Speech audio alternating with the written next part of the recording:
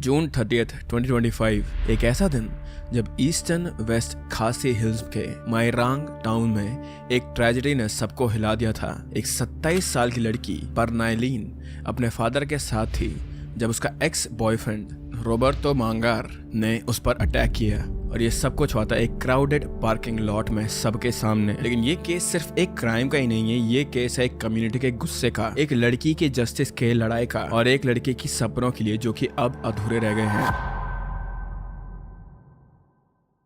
Guys before I start this case, इस case के जो नाम है उनकी प्रोनाउंसिएशन मेरे से ढंग से नहीं बोली जाएगी। मैंने एक लोकल से भी पूछा इसकी प्रोनाउंसिएशन मुझे भेजने के लिए, लेकिन उसके बावजूद भी मुझे पक्का पता है कि मेरे से ये नाम ढंग से नहीं बोले जाएंगे। So please don't mind that thing, but let's carry on. Mairang Meghalaya का एक छोटा सा टाउन है जहाँ हिल्स हैं, ग्रीनरी है और लोग अपने सिंपल जीवन में खुश रहते हैं। परनाइलिन खासनतीव 27 साल की थी। एक ऐसी लड़की थी वो जो अपने कम्युनिटी में बहुत प्यार की जाती थी। एक ऐसी लड़की थी वो जिसे अपने कम्युनिटी से बहुत ज़्यादा प्यार मिलता था। वो थी मायकानरांग से, जो एक छोटा सा गांव है, और वो चर्च के क्वायर में भी एक्टिव थी। हर संडे वो अपने चर्च में अपने एक छोटे से क्वायर के साथ गाना गाती थी, which brought peace to a lot of people there। लेकिन उसकी जिंदगी में पीस नहीं था, क्योंकि उसका रिलेशनशिप था रॉबर्टो के साथ फ्रॉम श्याप मोनाए, जो कि इस रिलेशनशिप में रहते हुए अपना डार्क साइड दिखाने लगा था उसे। परनाइलिन और रॉबर्टो का रिलेशनशिप नॉर्मल था, जैसे कि हर एक कपल का होता है, थोड़ी सी मस्ती थोड़ी सी लड़ाई। लेकिन रिलेशनशिप में रहते रहते रॉबर्टो का जो बिहेवियर था वो चेंज होने लगा था। He became possessive, he became suspicious, और कभी कभी तो वो थ्रेटनिंग भी हो जाता था। परनाइलिन से वो कहता था कि अगर तूने मुझे छोड़ा तो मैं तेरा नाम खराब कर दूंगा। इमेजिन करो ये चीज कि आप एक छोटे टाउन से हो और अगर आपको कोई ऐसी धमकी दे, no matter how brave you are, एक छोटे से टाउन में रहने में ना बातें बहुत ज्यादा जल्दी फैलती हैं।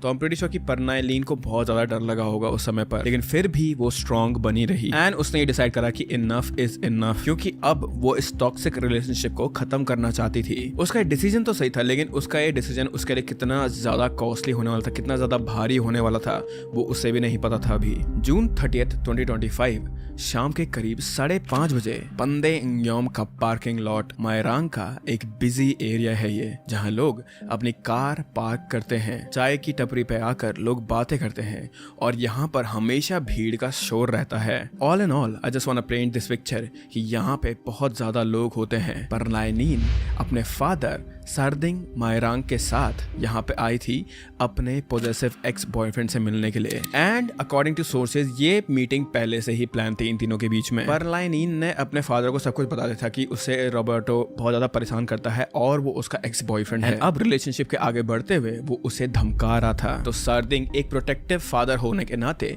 अपनी बेटी के साथ यहाँ पे आए थे ताकि सारी की सारी बातें क्लियर हो जाए। उन्हें लगा था कि शायद से एक बार फेस टू फेस बातें हो जाएंगी तो शायद से रॉबर्टो समझ जाएगा और ये सारी सारी झंझट खत्म हो जाएगी, लेकिन ऐसा कुछ भी नहीं हुआ। नाउ यहाँ पहुंचते ही परनाइलिन और उसके पापा पार्किंग लॉट में खड़े थे वेटिंग फॉर रॉबर्टो, और रॉबर्टो वहां आया भी, लेकिन उसका मूड बहुत ही ज्यादा अलग सा था। एंड विटनेसेस के अकॉर्डिंग रॉबर्टो शुरुआत से ही जब वो बातचीत कर रहे थे तब से ही वो बहुत ज्यादा अग्रेसिव था। परनाइलिन ने कामली उससे बात करनी चाहिए, शायद उसे समझाना चाहती थी वो कि रिलेशनशिप अब हमें खत्म कर देना चाहिए and this is for the better. पर रॉबर्टो के दिमाग में कुछ और ही चल रहा था, और फिर एक ही मोमेंट में जब कोई एक्सपेक्ट ही नहीं कर रहा था, रॉबर्टो ने पीछे से अटैक करना शुरू कर लिया था परनाइलिन को। उसने एक ट्रेडिशनल खासी नाइफ निकाला, एक छोटा शार्प ब्लेड जो लोकल लोग अक्सर कैरी कर, उसने वार कर दिया था इसी औजार से, एक के बाद एक, और वो रुका भी नहीं। और फिर परनाइलिन जमीन पर गिर गई, वो भी खून से लथपथ।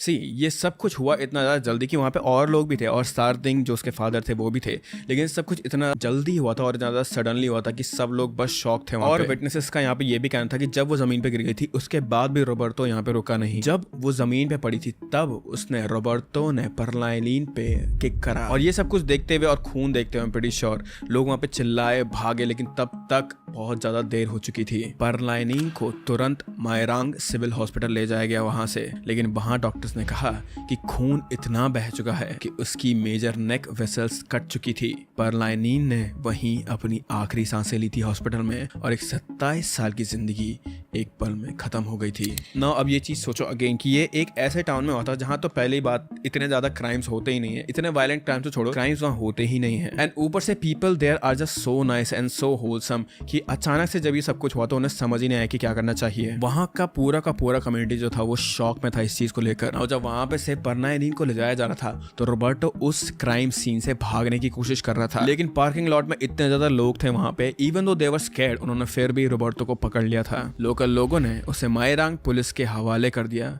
और पुलिस ने तुरंत केस रजिस्टर किया उस पर। ईस्टर्न वेस्ट खासी हिल्स के एसपी दांगसांग खाइरेम ने कंफर्म किया कि यहाँ पे रोबर्टो का गुस्सा या फिर उसका मोटिव यहीं से आया कि परलाइनिन को उसके साथ रिलेशनशिप खत्म करनी थी, और रोबर्टो ये चीज एक्सेप्ट नहीं कर पाया कि उसकी गर्लफ्रेंड उससे दूर जा रही थी। नाउ जब पुलिस स्टेशन में रोबर्टो से पूछताछ शुरू हुई तो उसने चुपचाप अपने सारे के सारे गुनाह कबूल कर लिए थे। एंड ये चीज क्लियर हो गई थी कि उसके एंगर, उसके ईगो, उसके पॉजिटिवनेस की वजह से ये सब कुछ हुआ था वहां पर। And he came with an intent to kill her, क्योंकि उसके पास पहले से ही नाइफ था। इन्वेस्टिगेशन के दौरान पुलिस ने वो खासी नाइफ भी रिकवर किया था जो क्राइम में उसने यूज किया था। हर चीज पॉइंट कर रही थी रोबर्टो की तरफ। No doubts, no confusion in this case. अगली सुबह जुलाई 1, 2025 को परलाइनिन का पोस्टमार्टम हुआ। रिपोर्ट ने कंफर्म किया कि उसकी डेथ नेक के डीप वुंड्स की वजह से हुई थी, जिसमें मेजर ब्लड वेसल्स काटे गए थे।